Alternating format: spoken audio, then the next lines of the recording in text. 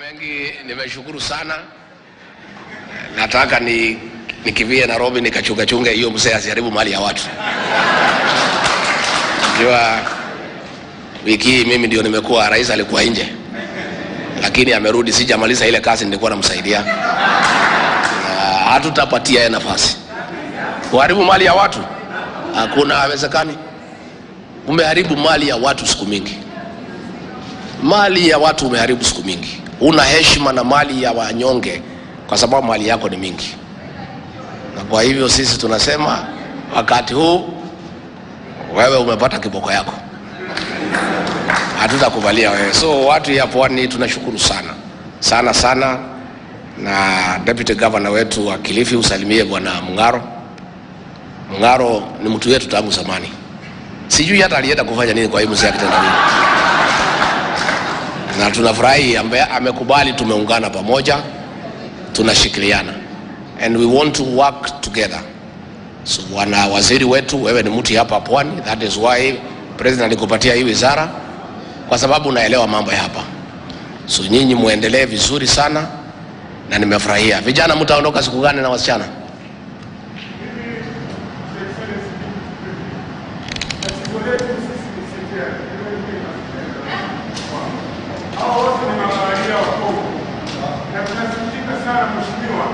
Kuona kampuni ambazo ziko hapa Kenya zinaajiri Wahindi na Wafilipino na hadi wao wote tunabalia wako na experience katika meli. Kampuni zenyewe ni Seko na Arba. Kwa hivyo tunaomba serikali yako na Mheshimiwa Ruto isafirishe hao Wahindi na Wafilipino.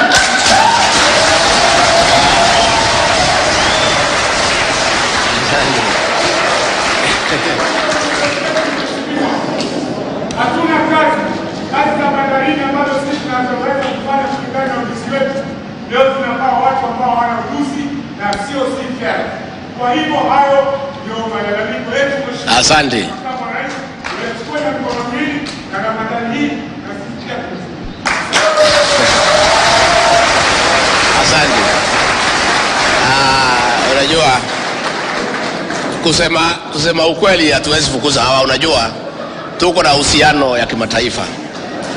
Vile tutafanya ni kwamba wale ambayo wamepewa nafasi ndio watatia bidii to market Kenyans, so that wale wengine waone ya kwamba tuko na ujuzi na tuko na nafasi ya kufanya kazi nzuri.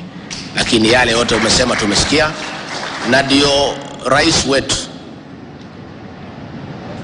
aliunda wizara imesimama peke yake kwa hayo maneno ya uchumi samawati.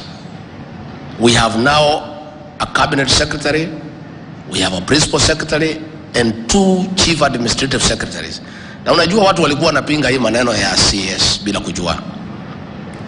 Why we need to add more people to Salim Mvurya is to go out and market the seafarers out there. Sindio? Hawa ndio kazi, hawa wamekuja kuungana na waziri. Hiyo ndio kazi yao. Sio kukaa hapa Nairobi. Ni kwenda kutafuta soko pahali watu wataenda kufanya nini? Kazi. So don't musijali, listen down. So don't worry. Now we have a competent team of the CS, the PS and the 2 CSs. They should market our seafarers across the country. Na mufanye mikutano na wenye meli. Mkutane na hao, muongeleze mpaka wasikie maneno. Sindio? Please sit down. So mimi nimeshukuru sana sana sana, na mimi natakia nyinyi mema, natakia nyinyi kila laheri. May God bless you and bless you abundantly. And as you go out there, may the Lord have mercy on you, and through His grace that you succeed and back home help your families and create more employment for other Kenyans wherever you go. Asanteni sana. Thank you.